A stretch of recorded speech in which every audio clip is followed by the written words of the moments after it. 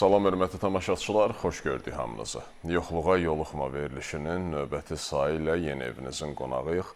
Bugün də zərərli vərdişdən uzaq dayanmağın yollarından danışacağıq. Bu işdə bizə kömək edəcək mütəxəssislər studiyamızın qonaqlarını istərdim təqdim edeyim. Həkim, kardioloq Ülvi doktor Mirzəyev. Ülvi doktor, xoş gördük sizi. Və psixoloq Günel xanım Aslanova. Günel xanım, xoş gördük sizi. Başlayaq Günel xanım sizlə. Zərərli vərdişdən asıllıq dedikdə nə nəzərdə tutulur? Çünki bu sual hər kəs üçün maraqlıdır. Asıllıq elə əsas xəstəlikdir.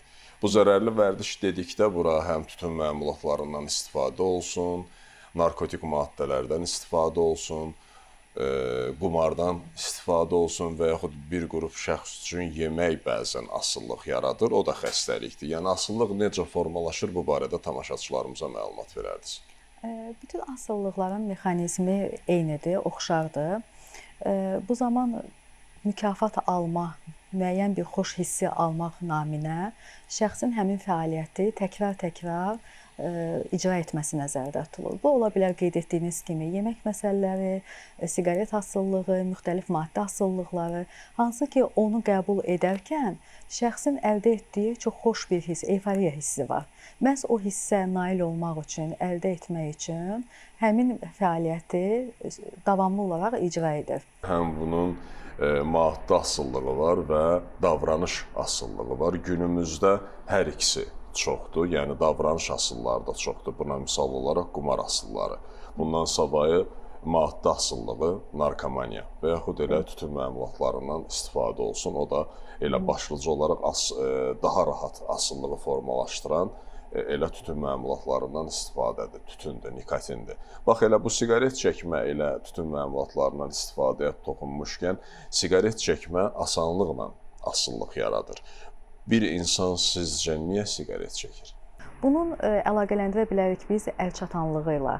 Yəni daha tez əlçatan olduğu üçün həm yemə asılılıqlarıdır, həm də tütün məmulatlarından asılılıqdır ki, bunlar əlçatanlığı baxımından daha tez formalaşa bilən asılılıqlar kateqoriyasına daxildir. Və bu asılılıqları ümumiyyətlə digər davranışlardan fərqləndirməyin ən əsas ana xətti biz nəyi vurğulaya bilərik? Bizim psixikamız hər birimizin özünü yaxşı hiss etməyə, xoş bir hiss almağa meyillidir. Sadəcə bir qism insan bunu daha iradi yollarla, nəticəsi daha gec görünən fəaliyyətlərlə əldə etməyə çalışır. Deyək ki, idman fəaliyyəti, müəyyən diyetalar, təhsil alma, bunlar hansı insan üçün xoş nəticəsi olan bir davranışlardır. Amma davranış boyunca bir əziyyəti var, zərəri var, zəhməti var və bunu iradəsi sadəcə möhkəm formalaşmış insanlarda biz müşahidə edirik. Amma digər bir qism insanlar, hansı ki emosional iradi sferası kifayət qədər formalaşmayıb, onlar bu mükafat hissini, eyforiya, özünü xoş hiss etmə hissini daha sürətli yoldan almağa meylənirlər ki, burada asılıdır həm yemək, həm qumar, həm tütün məmulatları və aralarında siqaretin də üstünlük təşkil etməsi ona istifadəçinin daha tez, daha asanlıqla çata bilməsi ilə əlaqədardır. Maraqlıdır ki, bunlardan istifadə ilkin başlanğıc dövrdə həmən o həzzi, həmən o xoş hissi verir. Davamlı istifadə etdikcə artıq həmən o ilk istifadədə alacağı həzzi ala bilmir. Paradoks elə orasındadır ki, ilk alarkən sürətli şəkildə həmin həzz hissini almasına baxmayaraq, daha sonradan həmin həzz həddinə çatmaq üçün əslində daha çox istifadəyə ehtiyac yaranır və məhz bunlardan bu da elə asılılığı formalaşdıran mexanizmin əsası olmuş ola bilər ki, ona daha gec çatması. Elə tütün məmulatlarından asılılıqdan danışmışkən, tütün məmulatlarının insan orqanizminə ciddi ziyan vurduğunu hər kəs bilir.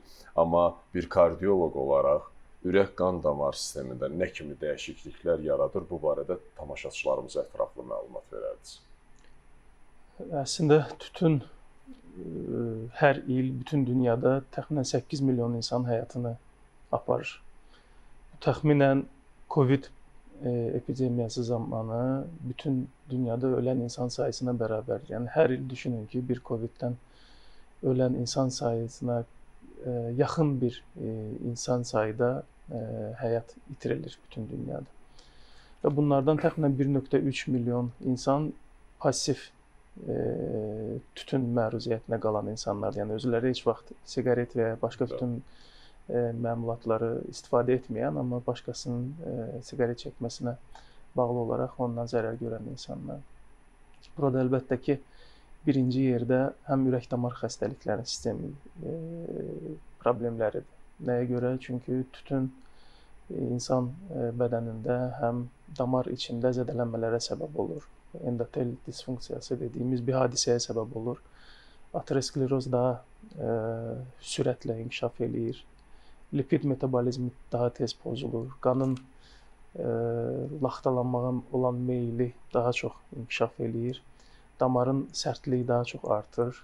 Damarın funksional xüsusiyyətləri tez bir zamanda itirilir və ürək-damar xəstəliyinin yaranma ehtimalı sürətlə artır və ürək-damar xəstəliklərindən əziyyət çəkən insanların əksəriyyətində risk amillərinin arasında siqaret çəkilməsi və başqa digər tütün məmulatlarının istifadəsi ciddi şəkildə görülür. Eyni zamanda ağciyər xəstəlikləri. Ağciyər xərçənginin əsas səbəblərindən biri tütündür. Bilinir ki, 1950-ci illərə qədər filtrsiz siqaret istifadə edildiyi zaman insanlar özlərində daha az çəkirdi nəfəslərinə və əslində ağciyər xərçəngi daha nadir olurdu, görülürdü insanlar arasında. O da onun təbii olmasından və ağır olmasından irəli gəlirdi ki, ciyərlərə daha çox alınmırdı. Bəli.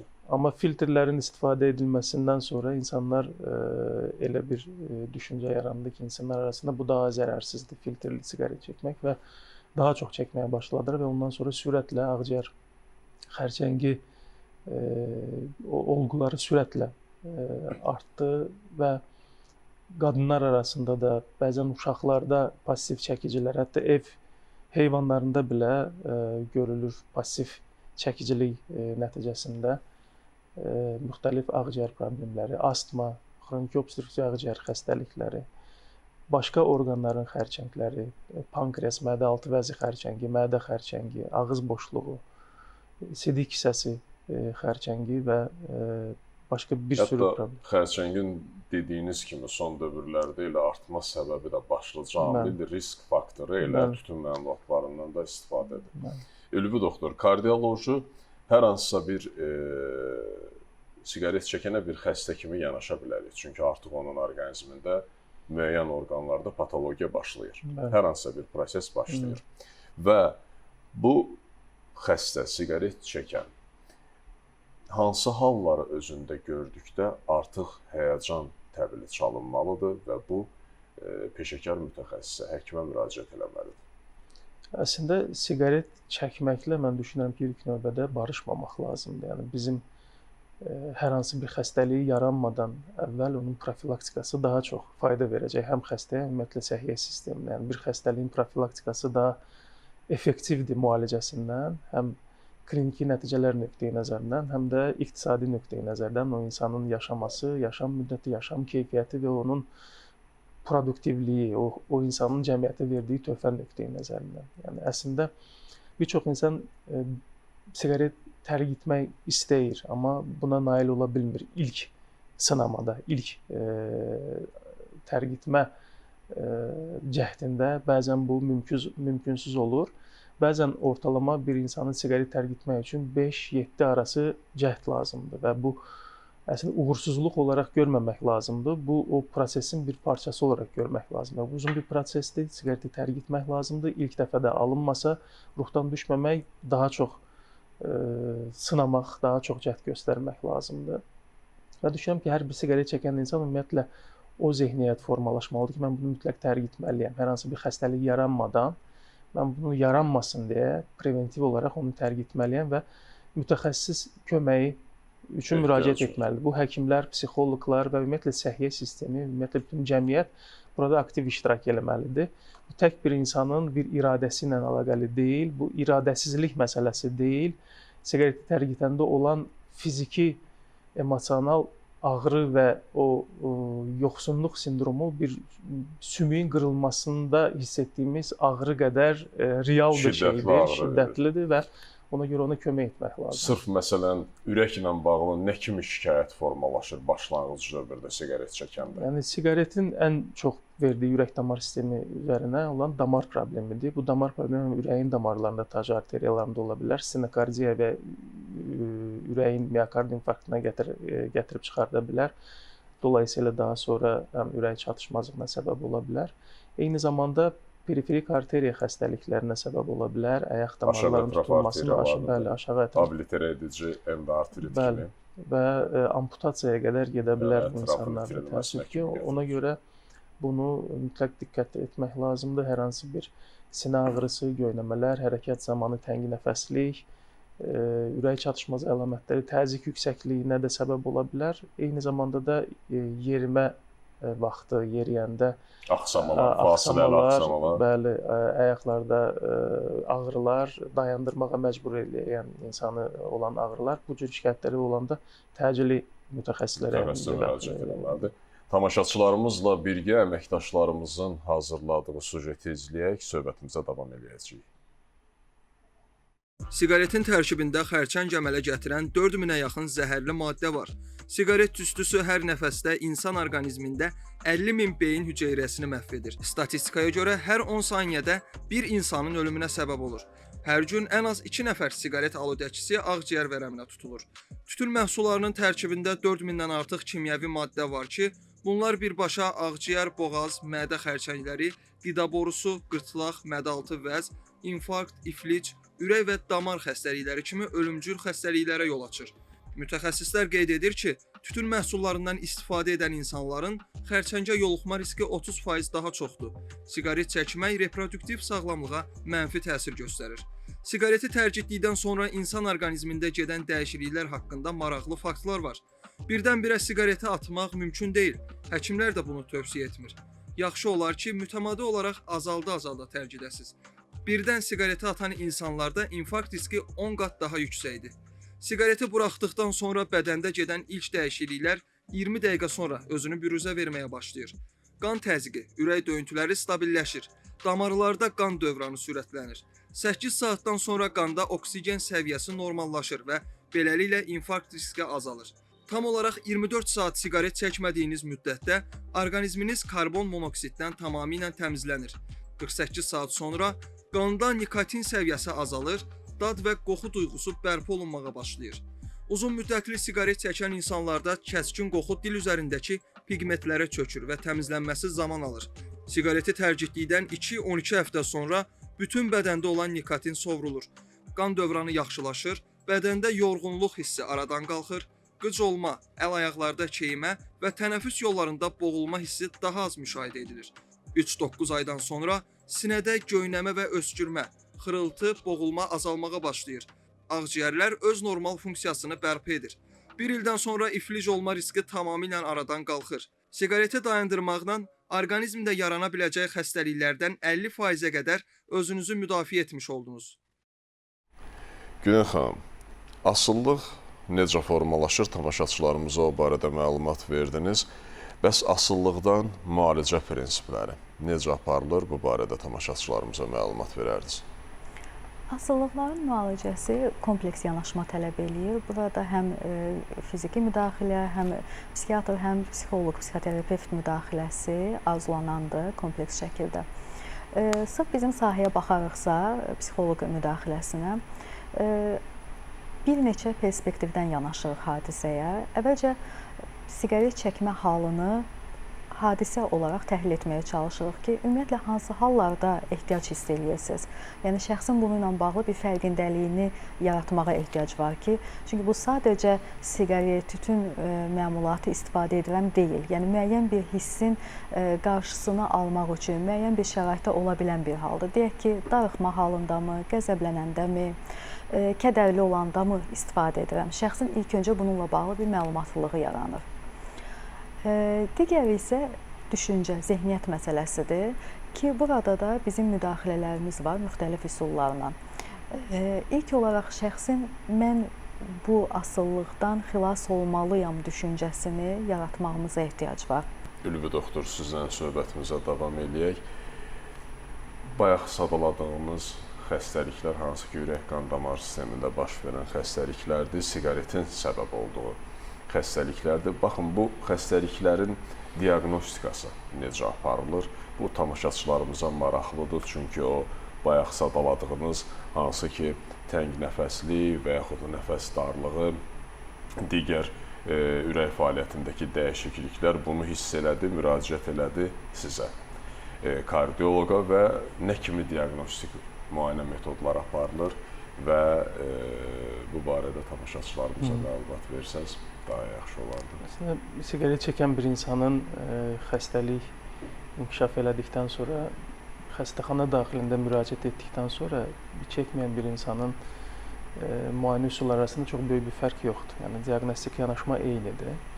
Əlbəttə ki, müxtəlif əvvəlcə qeyri-invaziv üsullarla elektrokardioqrafiya, exokardioqrafiya, stress exokardioqrafiya, fiziki yük testi, eyni zamanda son zamanlar daha çox üstünlük verdiyimiz qeyri-invaziv koronar angioqrafiya, tomografik angioqrafiya üsulu ilə ürək damarlarının görüntülənməsi, eyni zamanda eyni görüntülənmə simptomlardan asılı olaraq da aşağı ətrafların arteriyası üçün də aparılır. Və onların nəticəsində risk profili üzrə insanlar təsnifat olunur və risk profili yüksək olan insanlarda hər hansı bir 10 illik ürək damar xəstəliyi keçirmə, yaşama ehtimalı yüksək olan insanlarda daha irəli bir müdaxiləvi prosedurlar icra olunur. Diaqnostik angioqrafiyalar və ehtiyac olduğu zaman da damarlara müdaxilələr, istər angioplastikalar, istər cərrahi üsullar. Dünya Səhiyyə Təşkilatının Empower adında bir yanaşma təklif olunur. Burada həm müxtəlif tibbi yardım göstərilməsi, tütün əvəzedici terapiyanın istifadə olunması, psixoloq yardımı, amma eyni zamanda səhiyyə siyasətinin də burada və ümumiyyətlə dövlət siyasətində burada yanaşması çox vacibdir. Məsələn, burada ən böyük rol oynayır vergilərin artımı. Tütün məmulatlarına olan vergilərin artışı göstərilib ki, yetişkinlərdə təxminən 7%, gənclərdə, gənc insanlar arasında isə 4% bu zərərli vərdişdən imtinaya səbəb olur. Ona görə bu cür sistemli yanaşmalar, müxtəlif yardımların təklif olunması, hər tərəfli yanaşma, həm psixoloji yardım, həm müalicələr tərk etməyə və tütündən imtina siyasətində uğura səbəb olur. Bax, elə bu siyasətin əsas tərkib hissələrindən biri də son dövrlərdə cərimələrin tətbiqidir. Elə hər ikinizin istərdim fikirlərini eşidim. Cərimələrə münasibətiniz necədir? Bilirik ki, qapalı məkanda siqaret çəkmənin cəriməsinin də miqdarı artdı. Bundan savayı hətta açıq məkanda belə, insan topluluğu olunan yerdə belə siqaret çəkilməsi qadağan olunur və cərimələr tətbiq olunur və cərimələr də günü-gündən artır. Buna münasibətiniz? Əlbəttə, bu birmənalı müsbət haldır, çünki pasiv çəkicilik məsələsi ki var, tütün məruziyyəti, bu artıq bir şəxsin seçimi deyil. O, insanlar içində, toplumda, ictimai bir yerdə siqaret çəkirsə, artıq sadəcə özünə deyil, ətrafdakılara da zərər verir. Ona görə bu birmənalı olaraq bu cür yanaşmalar, bu sistemli yanaşmalar ölkə səviyyəsində siqaretdən əziyyət çəkən, siqaret çəkən insanların azalmasına səbəb olub. Bunda müxtəlif başqa ölkələrində nümunələri var. Məsələn, Böyük Britaniyada 70-ci illərdə başladı bu yanaşma və 43%-lərdən hardasa 15%-lara qədər azaldı. Və hətta bilirik ki, bu Böyük Britaniyada bu publar çox aktiv olaraq, geniş olaraq istifadə olunan məkanlardır və düşünülürdü ki, bu publarda tütünə icazə verilməməsi oraya gələn insan sayının azalmasına səbəb olacaq, amma bu heç özünü doğrultmadı və insanlar hələ də o ictimai iaşə obyektlərinə getməyə davam etdi. Ona görə bizdə də ictimai iaşə obyektləri düşünməsin ki, orada əgər şərait yaradılmasa insanların siqaret çəkilməsinə, oraya gələn insan sayısı azalacaq. Xeyr, bu başqa ölkələrin nümunəsini də göstərdi ki, elə bir şey yoxdur. İnsanlar yenə getməyə davam edəcək və ictimai sağlamlığa ciddi töhfə vermiş olacaqlar və Dövlətimiz bu yanaşmanı dəstəkləyir. Bu qadağalar xüsusilə də elektron siqaretin də Belə nə qədər aprel zərər ayının birindən artıq onun satışına qadağan Bəli, qoyulub. çünki elektron siqaretlər də ən az ənənəvi siqaret qədər ziyanı var. Bu EVALI adında bir xəstəlik qrupu var. Elektronik siqaretlər və veyplərin səbəb olduğu ağciyər zədələnməsi qrupu xəstəliklərdir, hansı ki, ciddi ağciyər çatışmazlığına səbəb olur. Bu da daha çox elektron siqaretdəki həm nikotin, həm də aromatizatorların bərabər yaratdığı bir problemdir və ənənəvi tütün və qızdırılan tütün və yaxud da qəlyanlar, nargilələr bunlar da ciddi ziyan verir. 1 saatlıq bir qəlyan seansında təxminən 100-200 arası siqaret qədər nikotin var. Hesab olunmamalıdır ki, bunlar zərərsizdir. Bunlar hamısı zərərlidir və Hətta qəlyanlar infeksiyon xəstəliklərinin artmasına da şərait yaradır. Bəli, mütləq surətdə. Günel xanım, sizin də fikirlərinizi eşidək. Cərimə mövzusunda olan sualınızla bağlı fikirlərim belədir ki, əslində bu həm ictimai məsuliyyət olduğunu, həm fərdi məsuliyyət olduğunu nəzərə almaqla yanaşı, eyni zamanda da bir siyasətdir. Əlbəttə ki, bunun həm sosial baxımdan biz töhfəsini görə bilirik. Amma baxarıqsa məsələyə, məsələn, qapalı məkanda doktor vurğuladı, burada fiziki olaraq şəxsin digər pasiv istifadəçilərin aldığı zərəri görürüksə, biz bunu eyni zamanda çox maraqlı məqamdır ki, psixoloji tərəfdən də görürük. Qapalı məkan daha sabit bir yer olduğu üçün, daha çox insanların bir-biri ilə bağlı təəssüratının yarana bilmə bir yeri olduğu üçün sosial öyrənmə hadisəsi daha çox olmuş ola bilir. Və cərimələr də əlbəttə ki, bu pasiv istifadəçilərin qarşı tərəfi nümunə olaraq almalarını qarşısını almış ola bilir. Yəni, deyək ki, qapalı məkanlarda bunların qadağan edilməsi, digər istifadə etməyən yeniyetmələrdə, ümumiyyətlə gənclərdə artıq belə bir modelin formalaşmaqdan uzaq tutmuş olacaq. Və ümumiyyətlə cərimənin psixoloji mexanizmlərinə baxarıqsa, bəzən davranış müdaxilələri, hər hansı bir davranışdan imtina məhz bu kimi yollarla daha effektiv ola bilir. Çünki şəxs həmin bu davranışa davam mı edim, yoxsa bunun müqabilində bu qədər bir məbləğdənmi imtina edim arasında qaldığında, təbii ki, bir çox halda artıq imtinanı seçməyə meyllənir. Bu bənzəyir bayaq vurğuladığım hala həmçinin, necə ki, motivasiyada bəzən sevdiyi insan naminə, bəzən sağlamlığı naminə, bəzən sevdiyi görüntüsü naminə insan imtina edirsə, bəzən də onun üçün başqa məsələlərdə faydalı ola biləcək məbləğ naminə imtinada ola bilir ki, o bu məbləği burada istifadə etməyib, yəni tütündən və ya digər vasitələrdən imtinanı seçə bilir. Tamaşaçılarımızla birgə əməkdaşlarımızın hazırladığı növbəti süjeti izləyək. Siqaret çəkmək bu gün cəmiyyətin qarşısında duran ən ciddi sağlamlıq problemlərindən biridir. Təəssüf ki, bu vərdişə başlama yaşı getdikcə azalır və artıq bir çox yeniyetmələr siqaretə maraq göstərir. Onların gələcəkdə siqaret aludəçisi olmamaları üçün həm ailənin, həm məktəbin, həm də cəmiyyətin üzərinə böyük məsuliyyət düşür. İlk növbədə maarifləndirmə işi gücləndirilməlidir. Yeniyetmələr siqaretin cool və ya böyüklük əlaməti olmadığını, əksinə sağlamlığa ciddi zərər vurduğunu anlamalıdırlar. Məktəblərdə bu mövzuda açıq dərslər, video çarxlar və real həyat nümunələri ilə tədris aparmaq çox önəmlidir. Əgər gənclər siqaretin ağciyərlərə, ürəyə, dişlərə və ümumiyyətlə insanın görünüşünə necə zərər verdiyini bilsələr, bu vərdişdən uzaq durarlar. Burada ailə tərbiyəsi də mühüm rol oynayır. Uşaqlar çox vaxt valideynlərini nümunə kimi qəbul edirlər. Əgər ata və ya ana siqaret çəkirsə, uşaq da bunu təbii bir hal kimi görür. Buna görə də valideynlər həm öz davranışları ilə nümunə olmalı, həm də açıq söhbətlərlə uşaqlarına siqaretin zərərlərini izah etməlidirlər. Yeniyetmələr çox zaman dost təzyiqinə görə siqaret çəkməyə başlayırlar. Buna görə məktəblərdə və gənclər mərkəzlərində sağlam həyat tərzini təşviq edən tədbirlər, idman yarışları və sosial layihələr təşkil edilməlidir. Gənc nə qədər aktiv və məqsədli olsa, zərərli vərdişlərə meyil bir o qədər azalar. Nəticə olaraq yeniyetmələrin gələcəkdə siqaret aludəçisi olmaması üçün yalnız bir tərəfin deyil, bütün cəmiyyətin birgə səyi vacibdir. Sağlam gələcək, sağlam vərdişlərlə başlayır. Hörmətli qonaqlar, verilişimiz yekunlaşır yavaş-yavaş. İstərdim hər birinizin tövsiyələrini eşidək, çünki bizi izləyənlər arasında zərərli vərdiş yolunda olanlar da var və onlar olmasa belə onların yaxınları, doğmaları var. Başlayaq Günel xanım sizdən. Bunu demək istəyərdim ki, istifadə etməsəniz belə ətrafınıza edə biləcəyiniz bir töhfə var. Yəni bu elə bir məsələdir ki, burada mən istifadə etmirəm və bu məsələdən kənaram deyil. Biz həm ailə üzvləri olaraq, həm vətəndaş olaraq, həm müxtəlif sosial rollarımızdan müəllim olaraq, digər mütəxəssislər olaraq hamımızın məsuliyyətidir ki, qarşımızdakı şəxslərə dəstək olaq ki, bu vəziyyətdən xilas olsunlar.